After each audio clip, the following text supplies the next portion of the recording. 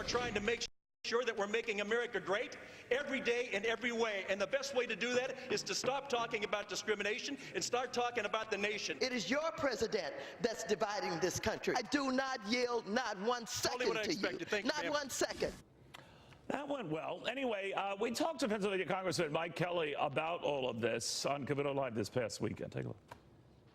She was more or less saying that this legislation, that you, more to the point, didn't get minorities, didn't get women. You say what? We can come on the floor of the people's house and try to divide us in every way possible. The tone and tint, the color of our skin, the shape of our eye, our gender, our status in life. This is not who we are as America. America is a melting pot. All right, we had reached out to Maxine Waters as well a number of times and still haven't heard back. But as I say, hope springs eternal that we'll eventually get her. In the meantime, reaction to all of this with Gianna Caldwell, conservative radio talk show host Stacy Washington. Stacy, what do you make of the dust up over this, on that this now has effectively become, at least in Congresswoman Waters' eyes, a racial issue?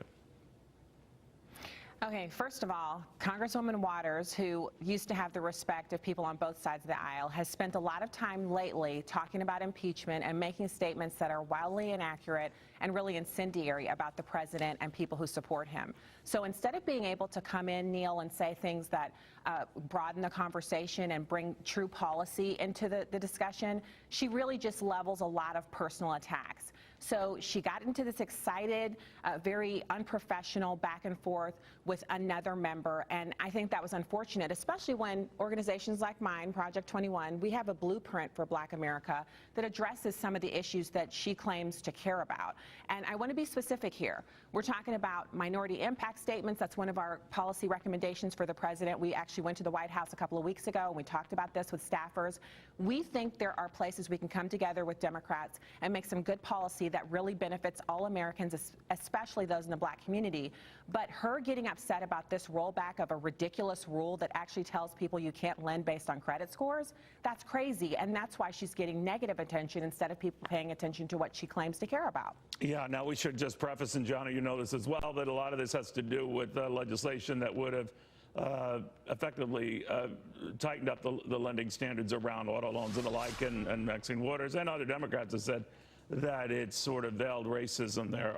It actually isn't, but be that as it is, I thought Congressman Kelly, by making this about a great, you know, American patriotic mission, when in fact we're talking about something that could be damaging to car sales, and whatever you think of car sales, and I don't think it rises to that height, but I do think that it opens up a wound that is always with Republicans, fairly or not, that almost everything they do is against minorities and targeted even indirectly at minorities. How do you feel about that?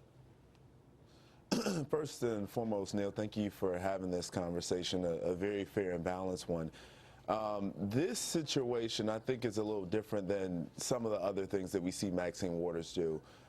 Definitely, she's gone off the rails when it comes to this impeachment talk.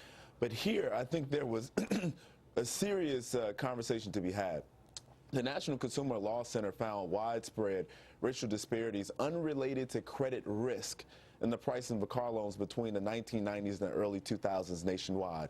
In some states, Black borrowers were charged 300% more for car loans than their white counterparts. As recently as 2015, the Justice Department and the Consumer Financial Protection Bureau accused Ali Financial of charging higher interest rates to 235,000 car loan borrowers who were Hispanic and African Americans, and they chose to settle for $98 million. So we know that there's legitimately something going on here. We know that there's a history in this country of marginalization of African Americans. But if they're greedy if you want to take the cynical view, Gianna, that they're greedy businessmen and that they are being racially motivated here, I find that a lot of business guys, it's not about, the red or the blue, it's about green. They want to make money. And if they can make, money off, someone they're, let's say, even prejudicial against, they'll make money off of them. So it doesn't justify the actions if they're going on. But I really see them much more motivated by making money. Well, and that's factual. I get that. When we look at the car lending business as of 2017, the end of 2017, it was a $1.2 trillion business. So we understand that. We understand that there's a lot of folks that are benefiting from this business. I get that. But we also must keep in mind that we want to make sure things are fair and equal across the board. My grandfather, who was from the South, who moved to Chicago, he had one of these loans back in the 60s where he was charged more. He had actually pretty good credit, and he was charged more, and it was found out because he was African Americans, and we know that there's been studies that have shown that. I'm not dismissing your family back what happened, but I would also argue, Stacy, that might have been back in the 60s, offensive as it was then. Is it as prevalent now? That's what Maxine Waters is saying. That no, not at all. Not at all.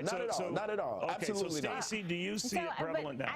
I don't see it as prevalent as it was in the 60s, but if it's still occurring, even if it's occurring one time, Neil, then I agree we should look into that, and we should have some rules, regulations, policies. What needs to happen is we need to stamp it out. But we can't unfairly paint the entire industry as being racially negative towards certain people. Guys, well put. No, you both espouse your views very well. Thank you. I appreciate it.